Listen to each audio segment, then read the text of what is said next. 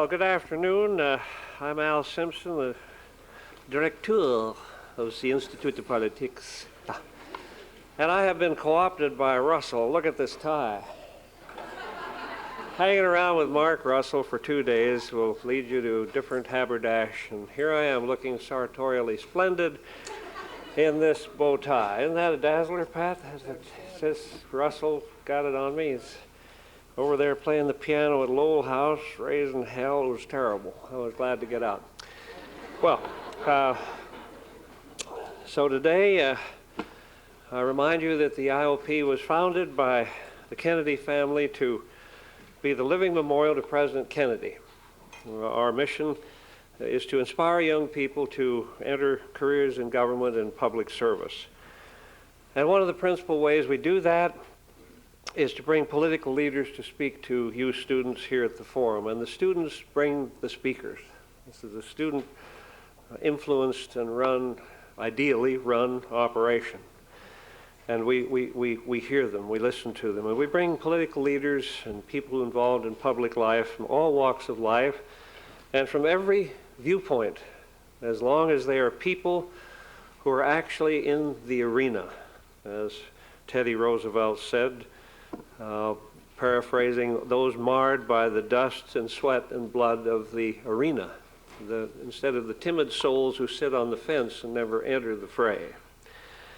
And if you ever enter the fray of duty, my friends, you will have made foes. And if one has none, small is the work that they have done. They have never cast a cup from perjured lip, never struck a traitor on the hip, never turned a wrong to right, been a coward in the fight. That's the way it works. So, speakers in the forum have included such remarkable people as Senator John McCain, Jesse Ventura, Tommy Thompson, Reverend Billy Graham, Marion Wright Edelman, Gloria Steinem, Jim Carville, Dan Lundgren, Joe Lockhart, and recently Ariana Huffington, to name but a few. Let me note, we have sent invitations to Vice President Gore and Governor Bush and have not heard from either one of them yet. Ha. And we're still waiting, but I know it won't be long. And today's speaker has a long history of being in the arena. He has been the White House speechwriter and senior advisor to President Richard Nixon. Served as White House Director of Communication for President Ronald Reagan. Twice been a candidate for the Republican nomination for president in 1992 and 96. Been a co-host of CNN's Crossfire, a quiet and sort of mundane political talk show. And last fall, he decided to step away from the grand old party and join the Reform Party. And Ann and I have come to know Pat and Shelley during our years in Washington. She is here. We greet you. And to end this little introduction, I was going to use a favorite phrase of Pat's, "my friends." That's one of his favorite lines. And let me tell you, you can say all you want or see all you want, hear all you want, but remember, this man knows what he believes what he says, and says it without fear or equivocation. He knows controversy. There will be controversial questions, you will find. And ladies and gentlemen, I present to you members of the Harvard community, Patrick J. Buchanan, a Reform Party candidate for President of the United States of America. Thank you, Al. Appreciate it. When did your dad leave the Senate? He was there from 62 to 66. 62 to 66, okay. Thank you very much, Al. Appreciate it. I thought what I would do is talk about my basic remarks for about 15 or 20 minutes, move through them as quickly as I can, and then we'll go to questions for the next 40 minutes. And the subject I want to talk about today has been the subject of the entire campaign, pretty much the only real issue, and that's the issue of campaign finance reform. Just before Super Tuesday, a mysterious ad began running in the 3 critical states that would decide the Republican nominee. The ad was described by the New York Times as flawed in every claim, and it savaged the environmental record of Senator John McCain, a committee that called itself Republicans for Clean Air, which someone said was an oxymoron now, had paid $2.5 million for the ad. 2 days later, we learned the committee was a front for the Wiley boys, a pair of billionaire brothers from Texas who were Bush backers and who were using a Virginia post office box. Now, the Democrats came out no cleaner in this campaign. As Al Gore was preaching campaign finance reform, his friend Maria Shaw was convicted of channeling $109,000 in illegal contributions to Democrats, including $65,000 from Al's community outreach visit to that Buddhist temple. Nor are the other champions of reform untainted. The Wall Street Journal found John McCain's campaign was, quote, crawling with lobbyists. According to the New York Times, Bill Bradley was a top recipient of corporate contributions in the 1980s, and in 1996 took more all expenses paid junkets than any other senator. Al, you were a poor second.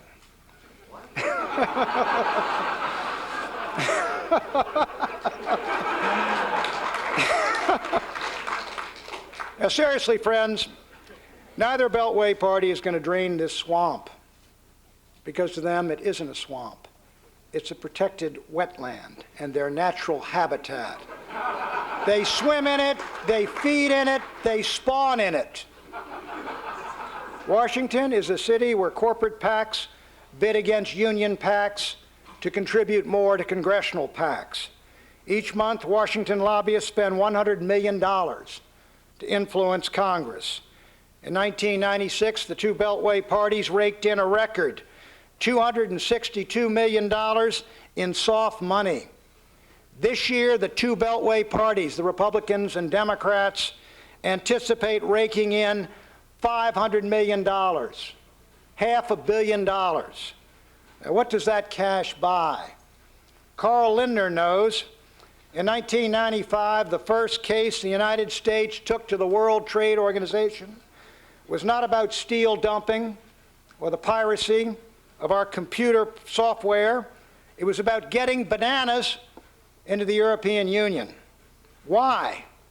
When the U.S. doesn't grow bananas or export bananas? Perhaps because Carl Lindner, the CEO of Chiquita, wrote a $500,000 check to the Republican Party and another check for the same amount to Bill Clinton's party, and got an overnight stay in the Lincoln bedroom as a bonus. Thus, in grateful tribute to Carl Lindner, the United States has been waging a 5-year trade war with Europe over bananas grown in Honduras. Scan the contributions of major American corporations, friends, and you'll see a pattern. Last year, AT&T gave $555,000 to Democrats, $760,000 to Republicans. Microsoft gave $351,000 to Democrats, $446,000 to Republicans. You get a little more if you control the Congress. According to the Wall Street Journal, more than 36 major corporations in 1999, however, hedged their bets by cutting checks of roughly equal size to House Democrats and House Republicans. And because the same Fortune 500 companies subsidize and sustain both Beltway parties, more and more both Beltway parties sing from the same corporate song sheet. What is this money buying? It's buying your laws, and it's buying your government. In the great debate over NAFTA, in which I was the losing side, you heard all the arguments about Milton Friedman and the classical liberals, Cobden and Bright, about free trade going arm in arm with social progress. What you may not have heard is that NAFTA would enable the collective members of the National Association of Manufacturers to shut down plants in the United States and open them up in Mexico, where there's no OSHA, no EPA, no Social Security tax, and you can hire good workers for $2 an hour instead of $20 an hour in the States. So 7 years after NAFTA, there are 4,000 fresh factories in northern Mexico, most of them U.S. owned. Mexico exports now 10 times as many automobiles to the United States as the United States exports to Mexico. What NAFTA was really all about was letting GM and Ford say adios to the USA. And the stock prices of auto companies and the stock options of auto executives prove it was an excellent investment. But ask the auto workers of Michigan, now tending bar in Flint, how NAFTA worked for their families. How is it that U.S. missile technology is transferred to Beijing to improve its long-range or long-march rockets? One way is Bernard Schwartz's way. Over 6 years, this CEO of Loral Space gave $1.3 million to the Democratic National Committee and became its #1 contributor in 1997. In return, Bill Clinton gave Loral a waiver to let China launch its satellites, even though the FBI was even then investigating whether Loral had already provided criminal assistance to Beijing's ballistic missile program. The missiles, incidentally, that are now targeting your country. Now, the GOP heroically denounced this as tantamount to treason. But today, the Republican Party right now is trolling Silicon Valley for cash by promising an even more pro-China trade policy as China threatens Taiwan with attack even this morning and threatens us with a missile response if we interfere.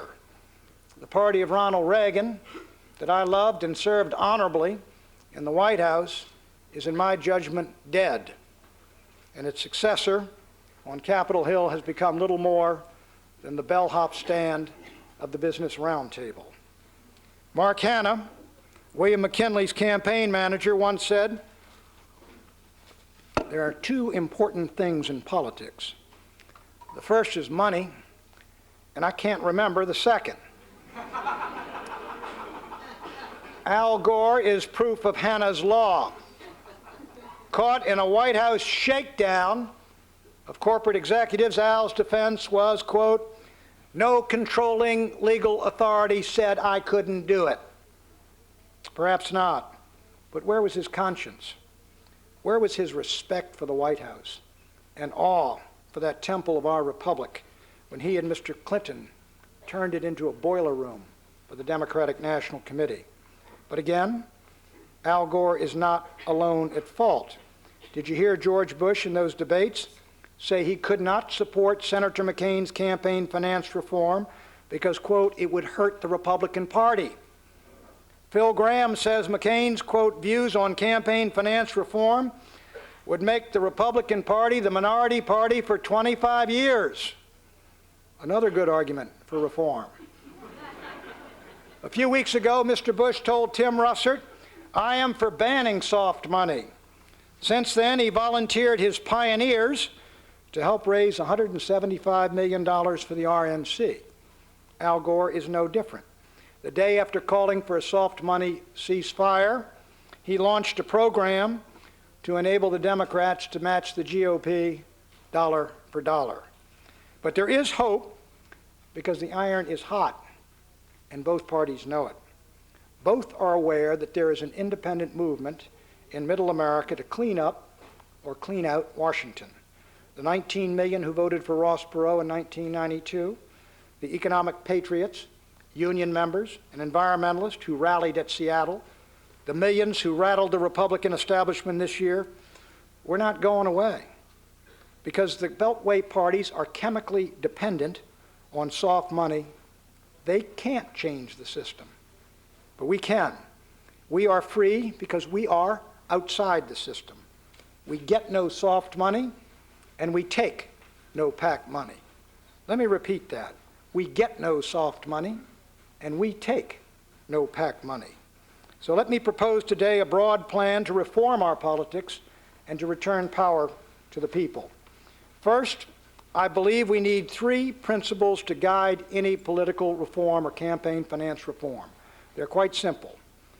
All contributions to campaign shall be voluntary. All contributions shall come from citizens and voters, none from corporations or unions. And all contributions must be disclosed within 48 hours of their receipt. Second, all members of the House and Senate should have to raise 50%, one-half, of all their contributions in their home state or home district. That would put an end to the buying of Senate and House seats by Hollywood, Silicon Valley, K Street, or Wall Street. Third, however, the First Amendment right of advocacy must not be abridged. Any group that's willing to disclose its affiliation, be it the Sierra Club or National Right to Life, must remain free to argue its case at the bar of public opinion. Fourth, to enable little-known and third-party candidates to make their case, we should increase the individual contribution limit of $1,000, set in 1974, to $3,000, and then index it for inflation. But we're not going to break the stranglehold of the Beltway parties until we break up the incumbent protection racket. Republicans swept Congress in 1994 on a pledge to pass term limits. After their victory, House Majority Leader Dick Armey was quoted. He now denies the quote, but he was quoted as saying, "Now that we have elected a Republican House, maybe there is no more need for term limits." Well, now that we have watched Congress in action, we need term limits now more than ever. 70% of the American people support term limits. And it's time Congress passed a law to give the states the power to impose them and wrote into that law a restriction on the Supreme Court's right of review so that we don't again have justices serving for life coming to the rescue of congresspersons who want to serve for life. Lifetime tenure is for Harvard professors, not members of Congress. But even before term limits are imposed, let us remove one of the great incentives to stay forever on Capitol Hill by terminating congressional pensions and letting members set up their own 401ks. When Newt Gingrich left Congress, he walked away with a vested pension worth $4 million. Anyone here think that is proper compensation for Newt's work? When I was considering leaving to join the Reform Party, I also began to study ballot requirements. I learned that a Democrat or a Republican running for president needs 50 to 60,000 signatures nationwide to secure full ballot access. An independent, like me, or Reform Party, needs over 1 million signatures. It is extraordinarily complex and difficult. In Georgia, the hurdles are so high, not one independent congressional candidate has qualified since the ballot access law went into effect. In New York, the Pataki-D'Amato machine nearly succeeded in keeping John McCain off the New York ballot. Now, if they can do that to McCain, imagine the odds against a candidate running without a media spotlight, without a big bankroll, or without establishment support. The Democrats and Republicans have put the fix in for permanent control of the White House and Congress. What exactly is Microsoft's monopoly compared to this political duopoly's control of the presidency and the Congress of the greatest nation on earth? The laws governing ballot access are set by state legislatures, controlled by Democrats and Republicans. Neither has any interest in opening up this process to competition, and both have a vested interest in a political lockout.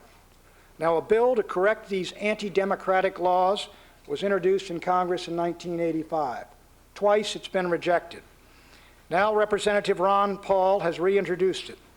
For all federal elections, it would set uniform federal standards for obtaining and qualifying signatures to make you eligible to run for president. It deserves swift passage. Friends, take a look at what this bipartisan collusion is doing to engender a crisis of faith in our republic. In December, Harvard's Vanishing Voter Project found that only 23% of Americans agree that our two-party system really works. Half the country wants the option of a third-party candidate. A recent study by the FEC ranked the United States 52nd out of 58 countries in voter turnout. However, in 1968, when our national participation fell to 36%, there was a 60% turnout in the state of Minnesota. What made the difference? Third-party candidate Jesse Ventura was included in televised debates in a state that had same-day voter registration. Both establishment parties oppose same-day voter registration because they can't pre-select prime voters to hit with their phone calls and their scripted mail. And they are terrified of third-party candidates in presidential debates because they know what happened in 1992 when Ross Perot got an audience of 70 million Americans and went from 7% to 19% overnight. So we're going to do battle in a court of law, and we're going to do it in the court of public opinion to be included in those Bush-Gore debates, because the American people have a right to hear a Reform Party candidate whose campaign they are paying for with their own tax dollars. Our presence in those debates will unclot a system in which the elites of both parties have conspired to place the most critical issues, war or peace, patriotism versus globalism, beyond the reach of the electorate. My friends, we need a realignment of American politics.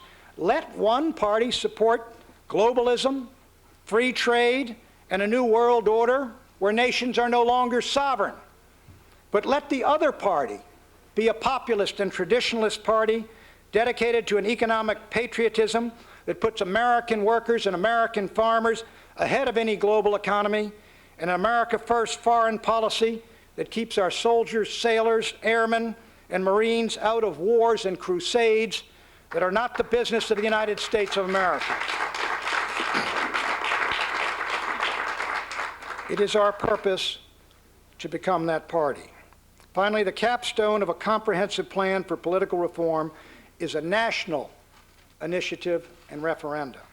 1604, the British Parliament declared to James I, "The voice of the people in the things of their knowledge is as the voice of God." 24 states give voters the right of initiative and referendum, and we've seen it exercised successfully where the popular will was blocked by legislative gridlock or judicial activism. In California, voters have overruled legislatures to cut property taxes, abolish quotas, and ensure that all school children learn the English language. Elitists argue that popular initiative and referenda violate the principles of republicanism.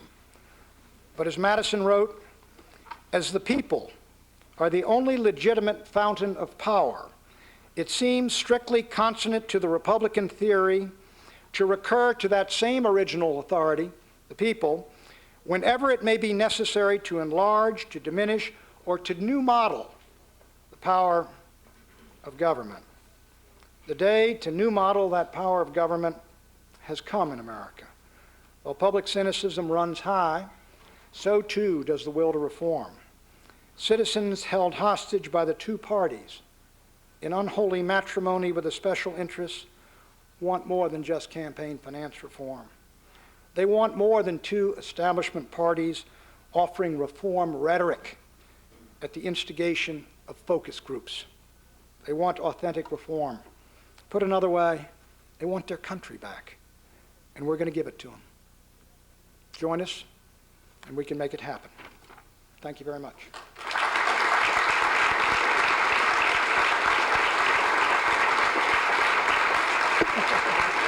We'll start, you'll see these mics here, and then there's two mics up there, and we'll start right here. All right, sure. And Did you go back and forth? Yes, I'll call out, and they there's got two a mic thing. microphones up there. We'll come around this way, and you can make, when you ask a question, Josh. Not you, Josh. but you do very well. Thank I know you. you will. You see Here some we go. familiar faces there, Al? Oh, this is good. Yes, we have people who come to every one of these. I was jesting about Al taking all those junkets. Why you smart? Oh. How I learned and grew. All right, go ahead, sir. And thank you, Mr. Buchanan, for coming. I'm going to be pretty blunt about this. I don't like a lot of your views, and in fact, most of them scare me a lot. But hold on. And until recently, though, I agreed with Al that you had this great redeeming feature of consistency. You clearly believed in your views, and you were firm about them. Now, though, you've gone and joined the Reform Party, which is a party that really doesn't have much to do with your hardline right views, except that they're willing to give you a nomination where the Republican Party never was. In that way, you've sold yourself out to this party. How do you justify that now that you've lost your redeeming feature of consistency? Is this the indictment or the verdict? Well, first, you don't look like a fellow that frightens very easily, so you need not be afraid of me. But let me say, when I did join the Reform Party, I have not altered a single view that I can think of, any of the fundamental views I have. The Reform Party, I guess you might be talking about its social agenda and its position on life. Actually, it does not take a stand on social or cultural or moral issues, but it has always been economic patriotic, been for balancing the budget. It's basically a populist conservative party in a lot of ways, and in all those ways I fundamentally agree with it. But I have not changed a single view that I've espoused. I've taken those views with me into the Reform Party. And people ask me how I'm going to reconcile that with the Reform Party platform, which is, I say, is agnostic or does not take a stand on social issues. And my answer to that is what I'm going to do is we're going to embrace the political and economic reforms of the Reform Party 100%, and then I will append to that platform a personal statement of my views with regard to human life and the culture of death in America, and I will make that statement of my own personal views, and I will append that to the platform. But you know why I'm doing that is, in 1996, I went to the Republican Party convention with 3 million votes. Here's one of the reasons why I'm in the Reform Party. 200 delegates and 3 million votes, and I was not allowed to speak from the platform of my own party. So then I went and we wrote the platform as I said I would, kept the Reagan plank in it, and then the candidate I endorsed turned around and said, we didn't read the platform and we're not bound by it. So I said to myself, what is the sense of fighting for the platform of a party if they don't care about that platform? So I will commit myself to the Reform Party platform, and what it obtains and where it does not, I will put out a separate statement of my views. Thank you.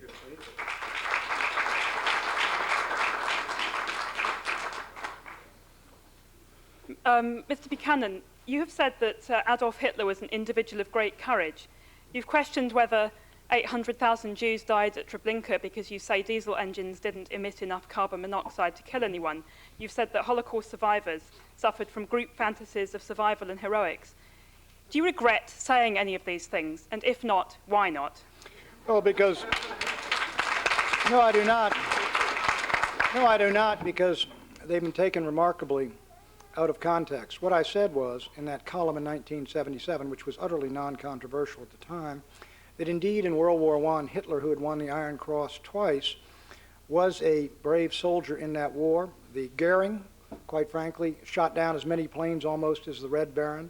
The very fact that these two individuals had war records, and Ludendorff had a war record, was it enabled them to build their party up.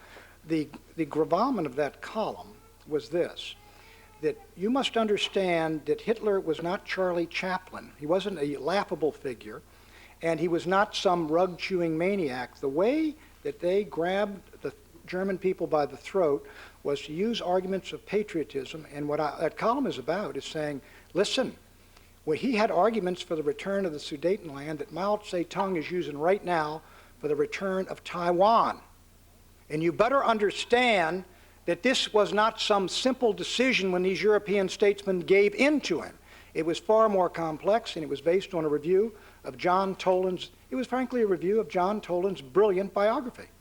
Now, on the Treblinka issue, those were made in the context of a 10-year defense of a man named John Demjanjuk, who was charged with being Ivan the Terrible of Treblinka.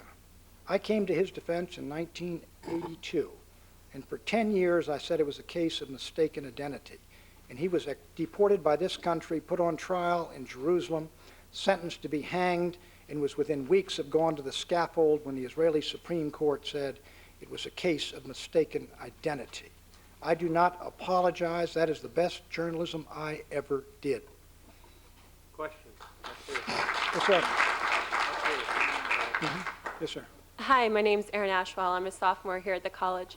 I'm interested to know, how will you reach out to the voters who supported McCain and Bradley, who are interested in reform but are much more liberal than you are? Well, if they're liberal on more liberal than I am on a lot of issues, they might be difficult to reach. But I discovered that McCain got 40% of the Buchanan vote in New Hampshire. As you recall, I won New Hampshire in 1996, not by as big a margin as McCain, but 40% of our people went with John McCain based on the fact that he was standing up and defying the Washington establishment. And partly, of course, he got it on his heroic war story. So in a lot of ways, you might not be able to win all the McCain voters, but I think a lot of Americans supported McCain and looked to him because he represented a challenge to this two-party system in Washington. He was something different. For example, in '92, when I did very well against President Bush in New Hampshire, I think a lot of our people went right over to Ross Perot. So you don't have an exact identity of views between Buchanan and McCain at all. You got some disagreements. But I think I can get votes, for example, I don't think the Christian conservatives were very enthusiastic about McCain at the end. And I think I can get a lot of those votes as well. So it's going to be a different coalition. We will get some of his votes, probably very few of Bill Bradley's votes. Question up there. Thank you. All right? Yes, sir. I'd like to ask for your response to 3 one-sentence items. First of all, do you still believe, as you wrote last year, that Harvard has too many non-whites and non-Christians? Second of all, do you still believe, as you wrote in 1990, that the Holocaust survivors of Treblinka suffered from group fantasies of martyrdom? And third, do you still believe, as you wrote in 1983, that women are not endowed by nature with the will and ambition to succeed in the modern world? Everybody's reading from the same song sheet here. Let's go back to, let's see, what was the first one again? Whether you Harvard. still... Oh, Harvard. Harvard, my article on Harvard, I stand by 100%. It was based on an article by Ron Unz in the Wall Street Journal when he said there are various groups that benefit at Harvard from set-asides and de facto quotas, and there are other groups that don't. And as a result, at the student body at Harvard, the most underrepresented groups are ethnic Catholics and fundamentalist Christians. And that Christians and Catholics, this group who broadly represent 75% of the country, are down to 25% at Harvard College. And I looked at that and I said, why is Harvard College, which is basically, gives you a first-class ticket really to America's elites, why are the people like me so underrepresented, or the least represented, according to Mr. Unz? Now, is it because we don't do well on that test? I don't know, but I think if there is discrimination of that kind at Harvard, it deserves to be looked at equally as much as discrimination in a union at Philadelphia or a police force in Alabama. In my view, many of those who rail most against bias very often do not even look at the bias in their own hearts. And so I would say this: if there is no discrimination, Harvard or anyone else should have no problem. But certainly, if folks who happen to be ethnic Catholics are most underrepresented, I understand that Italian Americans, who are 8% of the population, with 3% of the Harvard student body and 1% of the faculty. Why is that? Is that worth looking at, or should Harvard be exempt from the things that Harvard demands for other organizations? That's what that column was about. Yes. Right here. Pardon me. Well, wait a minute. All right. Oh, excuse me. All right. Let's take the issue. If you would ask one question, Yeah. there are a lot of people that want to ask. Why don't you take one of the other two? Give me one of the other two. Women.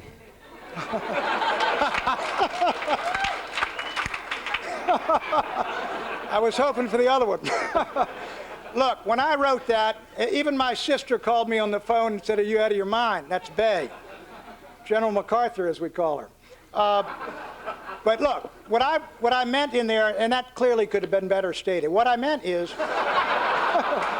what it is in the dog-eat-dog world of capitalism. What I meant is, if you take a look at the Chicago trading pit, or you take a look at leverage buyouts or IPOs, or all these people who were then doing all these big financial deals and working 18 and 20 hours a day, it's one area where you don't see a lot of women.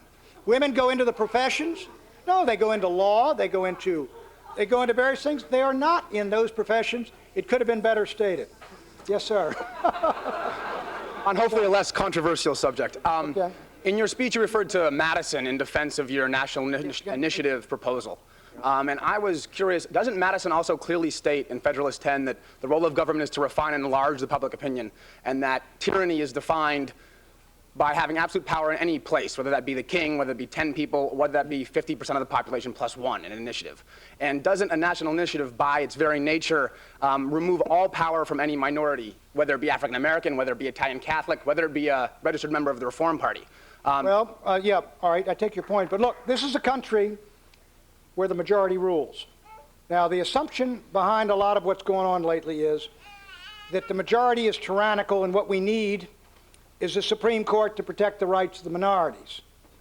But what's to protect us when the Supreme Court usurps power and imposes its ideology on the country and abuses its rights and privileges and starts rewriting the Constitution instead of interpreting?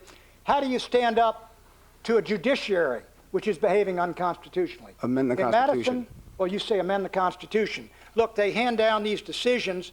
You know why? Look, we are a self-governing people, for heaven's sakes. And yet we wait every Monday in October for each week for a Supreme Court to tell us how we shall govern ourselves. Look, not too far from here, what went on at Lexington and Concord was the idea that people stood up to say, we will govern ourselves. I believe the Supreme Court has usurped power that doesn't belong to it. Secondly, on issues, as I said, where the people have direct knowledge, whether it's a death penalty issue or something like that, not whether you buy an F-22 fighter plane or an F-16. They can't decide that. But on issues like the death penalty, on issues like property taxes, where the people can have knowledge in this modern age through communications, I believe they're fully qualified to write the laws for themselves.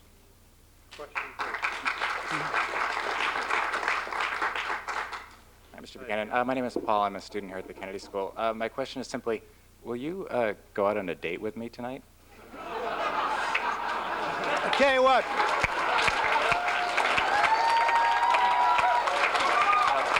Little candlelight dinner, maybe? One question. Can I ask Shelley? Shelley, would it be okay if I went out with him? She said she did't care. After the forum. Yes, sir. Right there. Mr. Buchanan, Yes, sir. my name is Paul Steimers. I'm one of the very few conservative Republicans at the Kennedy School.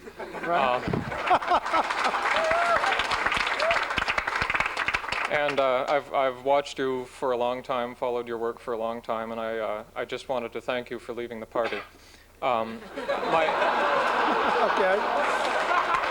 All right. My question is, do you feel that it's appropriate for a real reformer to be articulating the valuable message that you have brought today, or do you think that it is more appropriate for a reactionary in reform's clothing? Well, I don't think, I think, you know, you might call our proposals somewhat radical today. I guess they would be considered so in Washington, but I don't think it's reactionary to call for term limits. You know, term limits, for example, it's, something like 70% of the American people favor that idea. The idea, for example, of getting rid of these lavish congressional pensions, probably 70% of the American people. Now, that may be reactionary up here, and it may be reactionary in the Republican Party. But, you know, I really believe in the post-Cold War era.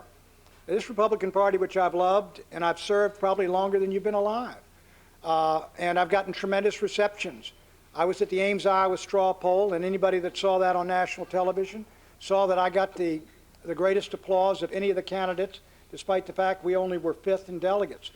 And even in that group of Republicans, 15,000 of them, they cheered a condemnation not only of Clinton, but of what the Republicans were doing in Washington.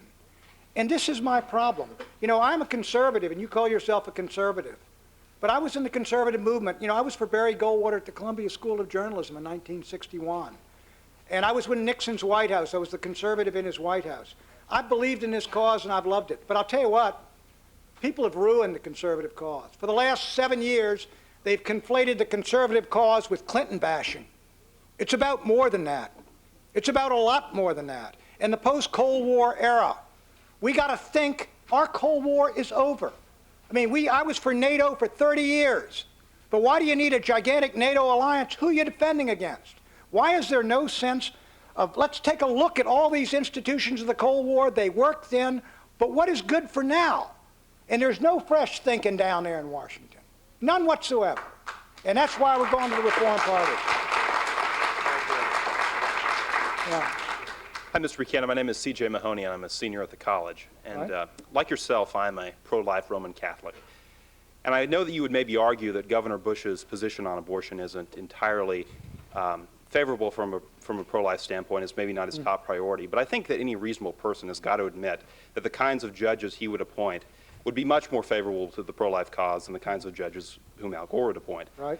So as a Roman Catholic, how can I vote for you in good conscience, knowing that your 10, 15% of the vote could potentially give Al Gore the chance to appoint 3 or 4 Supreme Court justices and, you know, maybe would never see Roe v. Wade overturned, at least in my lifetime? And, you know, that's not only a good question, it's a question that I turned over in my mind again and again and again. And let me say that you ought to vote for the one you think will best advance the really good causes which you embrace when it comes to November. The reason I went reform, even though you're right, if it came to Supreme Court justices, Mr. Bush's choices would clearly be better than Al Gore's, even though Governor Bush simply will not say that he will appoint justices who will overturn Roe v. Wade the way Lincoln was committed to appoint justices who would overturn Dred Scott. So if it came down to simply a choice of justices and who the Al Gore or Bush, vote Bush. The reason I ran against him is this. I came to the conclusion that he was going to win the nomination. He's an establishment candidate, and that Al Gore is going to beat him. And we're going to go down to defeat for the 3rd time. And the people that believe in me as a leader and believe in all the causes I believe in, they're going to go unrepresented in the general election once again. And there are other issues and causes. That's one of the most important to me. But the cause of getting American troops out of Kosovo and Bosnia and stop getting involved in these stupid wars abroad that are none of our business, a trade policy that gets rid of a $350 billion merchandise trade deficit, a China policy that doesn't grovel to Beijing because the Business Roundtable tells you to do it. These two are important, and they will not be in the debate. They won't even be heard if I don't run because Gore and Bush agree on them. And so it was a tough call. I went down and I thought over it and prayed over it, and I know there is a possible danger that my campaign might damage and set back the causes I fought for my whole life. It could. There is no guarantee that it won't. You don't have those kinds of guarantees. But I made the decision at that time on my best judgment as to whether I could do good for the causes I believed in. Thank you. Sir. Yes, sir. Hi, Mr. Buchanan. My name is John Majori. I'm a student here at the Kennedy School. It seems to me that aside from the issue of campaign finance reform, a lot of what you're trying to do is very much out of sync with a lot of what Kennedy School students are trying to do. Do you think that the Kennedy School is... What are you trying to do? Well, a lot... I mean, yeah, a lot. I think a lot of the students at the Kennedy School are going into public service... Well, I mean, it's wonderful. ...to advance multiculturalism, internationalism. Sure. Well, look, do you think that the school itself is built... is designed to produce public servants fighting against what you're trying to do? You know, I mean, look, I think public service, the senator's career and the 8 years I spent in the White House are the only ones I've been in public service. I'm as proud of them as anything my whole life. I think it's an honorable thing to do. I think even though I went, as I say, I was in two of the biggest train wrecks in history, right through Watergate and Iran-Contra. And I think I served honorably there. And I think we tried to do good things for this country, and all the people I work with did. And so I think what you're doing is honorable in going into public service. I simply happen to believe in a philosophy, basically more of a federalist philosophy. I do believe in dramatically downsizing the federal government. For example, I think all of not only welfare, but HUD should be downsized and sent back to the states.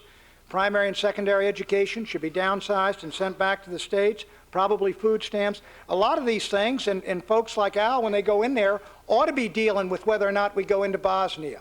They ought to be dealing with the tax policy of the federal government. They shouldn't be dealing with these things that are better done by some of our outstanding governors.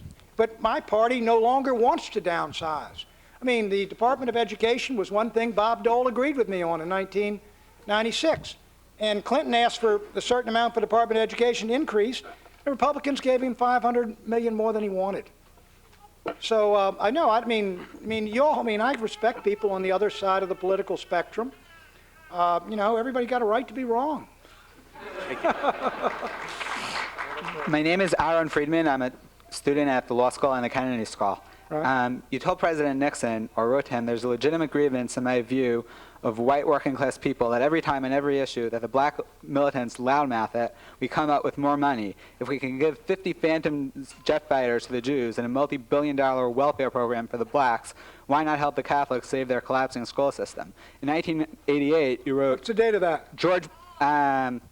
When Nixon was president. 18 then? Go ahead. That's a memo to Nixon from when? When he was president. You wrote that George Bush should have told, in 1988, that George Bush should have told the NAACP convention that black America is growing up and that the NAACP should close up shop, that its members should go home and reflect on JFK's admonition, ask not what your country can do for you, but rather ask what you can do for your country. Could you think of any other American politician today that, like Hitler, uses the rhetoric of patriotism to promote the cause of bigotry? You mean, come on, you mean saying that the NAACP's work is done and that it ought to close up shop and work on some other agenda? By and large, I think the Civil Rights Revolution was rightly a success. But I think by and large, all those laws have been changed, and we do need I think black Americans should have a different agenda than they had in the 1960s. Sure. And despite the fact you lose a little rough rhetoric and you compare that with Adolf Hitler, friend, the problem's not with me, it's with you. You said you believed that there was racism.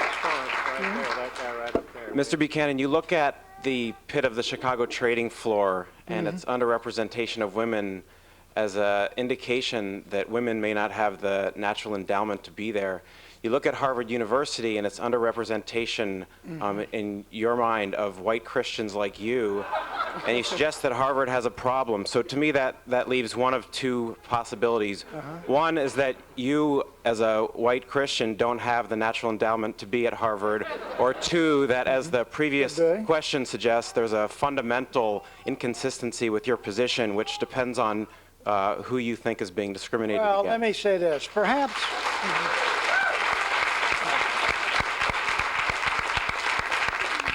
Well, your suggestion is that those of us who are Catholics and Christians probably aren't smart enough to be at Harvard.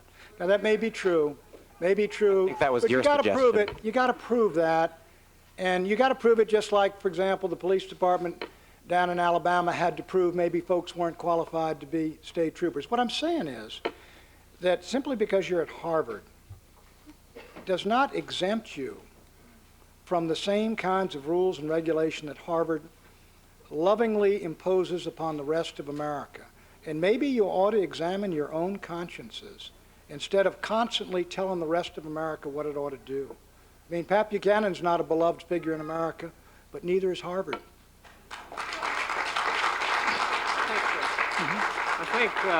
I think rather than impugn the person, let's impugn his ideas. I don't want to hear any more of those about the person.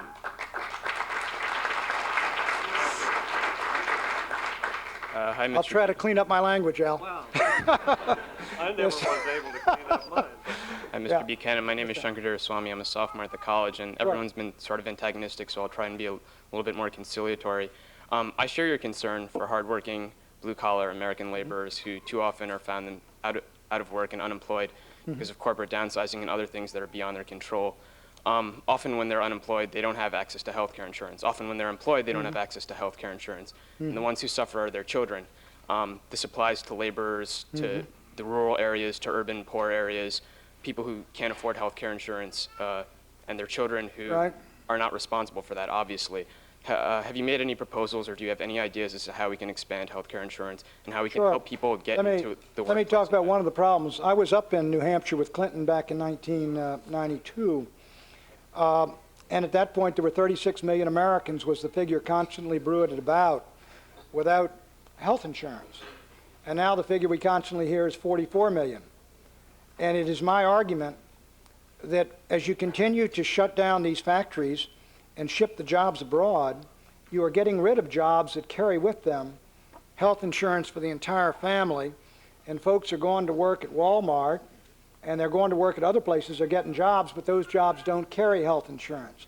So we got to get back, for the working people who I am concerned about, we got to get back people who go to high school and don't go on to college.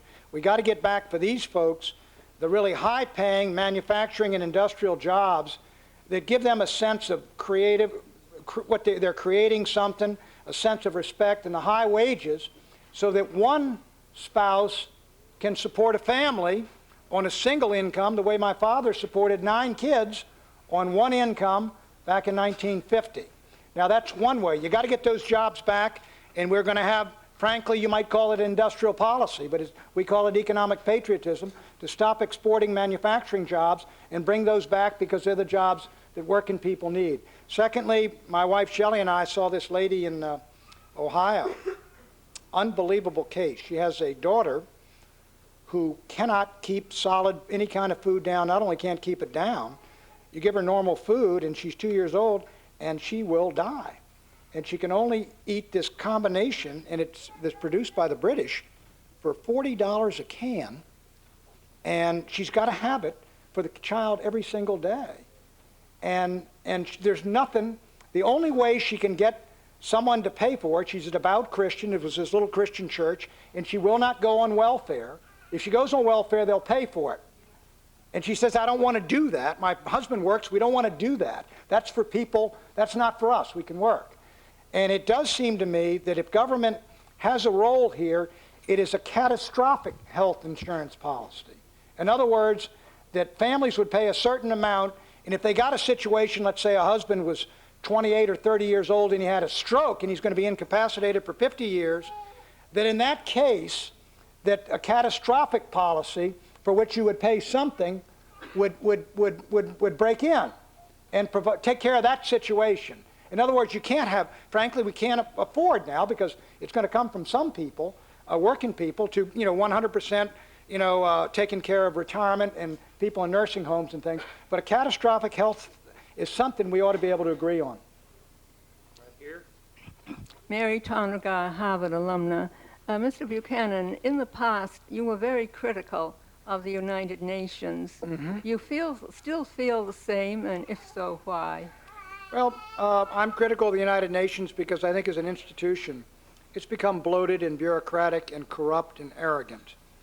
The idea of the United Nations as a place in the Cold War, when the United States and the Soviet Union were at loggerheads, and neither of us wanted really to back down, that we could throw it in there, and we could argue it out in the Security Council and calm things down. This idea of the UN as a forum for debate, but I think it is like all government institutions, it's had a tendency to grow. And I see with regard to Mr. Kofi Annan, when I see the new International Court of Justice, which is going to be a global Nuremberg tribunal with the right to arrest American military officers and put them on trial.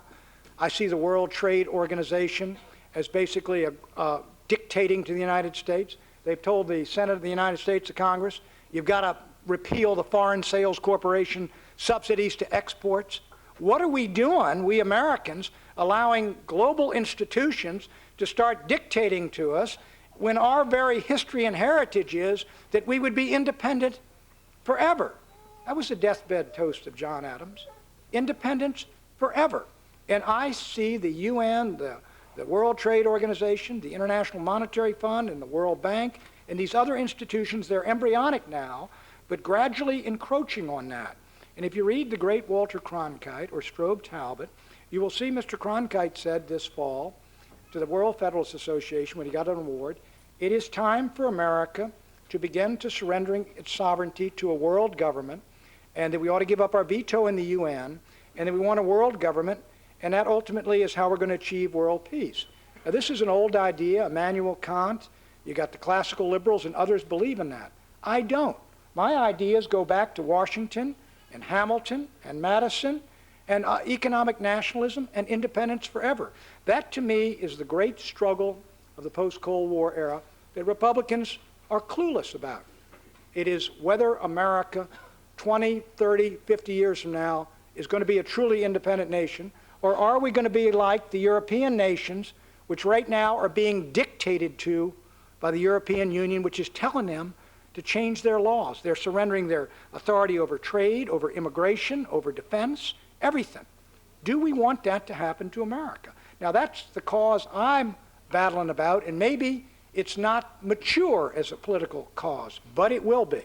Thank you. Two more questions. One up here. If the time is running, and we'll take a question here and this question here and have to conclude. Thank you. Mr. Buchanan, you said at the beginning today that campaign finance reform, over here.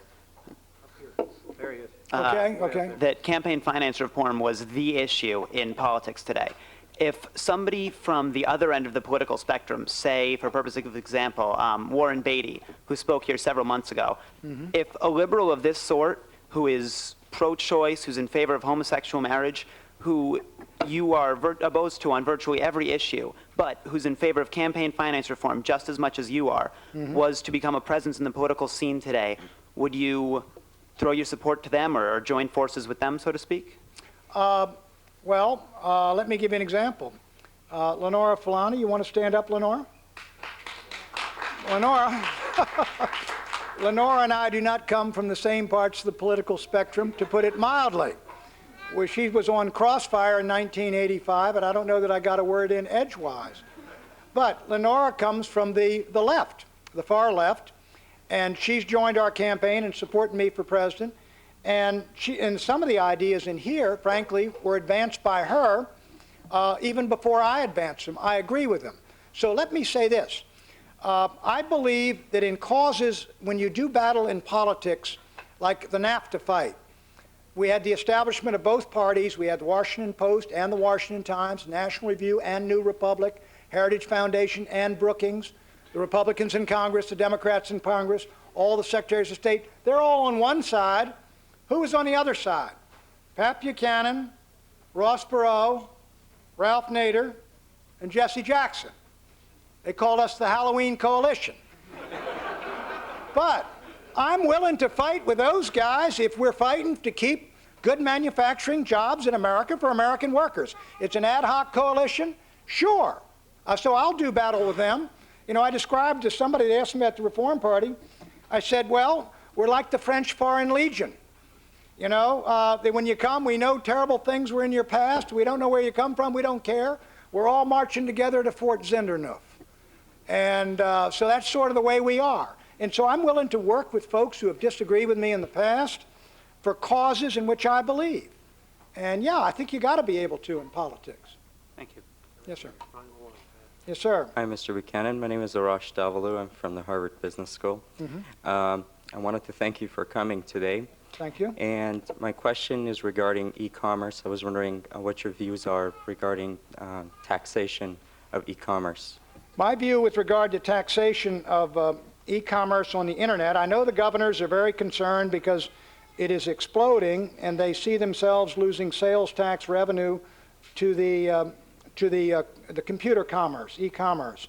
My view is that we ought to maintain for, say, 3 to 5 years a complete moratorium on taxation on e-commerce so that this is allowed to develop and grow before the politicians get a hold of it.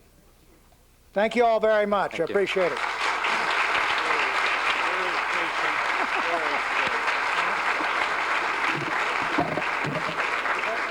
Yes, right here. Yes, I did. Thank you very much. Thank you, Pat. We appreciate you. May I have your attention, please? Just a moment. Well, to hell with it. Thank you, Pat, for being here. We appreciate your coming.